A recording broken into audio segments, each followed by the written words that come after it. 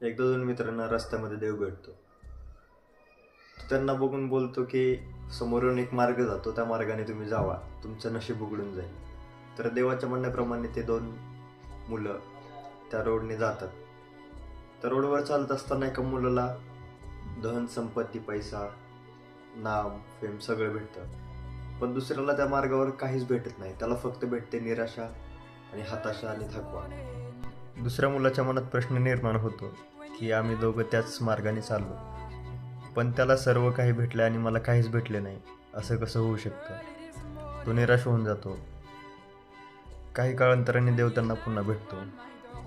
देव बोलतो की पुढे जाऊन अजून एक नवीन मार्ग आहे, त्या मार्गावर तुम्ही चाला. त्यावेळेस तो दुसरा मुलगा, ज्याला काहीच भेटलं नव्हतं, त्याला त्या मार्गावर सगळं भेटायला चालू होतं. यश, संपत्ती, पैसा, नाव, जे काय त्याला हवं असतं. त्याचे डोळे आनंदाने भरून येतात आणि तो देवाकडे पाहतो आणि बोलतो, देवा, ज्यावेळेस मी पहिल्यांदा चाललो त्यावेळेस मला काहीच भेटलं नाही, ह्यावेळेस मला कसं काही सगळं भेटलं. त्या मुलाकडे पाहून देव फक्त एकच वाक्य बोलतो, माझ्याकडे प्रत्येकासाठी काही ना काही असतं. योग्य वेळ, योग्य काळ आली की मी त्याला देतो. जर सगळ्यांना एकाच वेळी सगळं दिलं तर त्याच्यात वेगळेपण उरेल का? तूच सांग.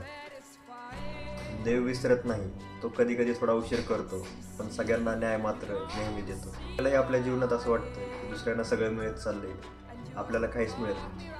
त्यावेळेस एक गोष्ट लक्षात ठेवा,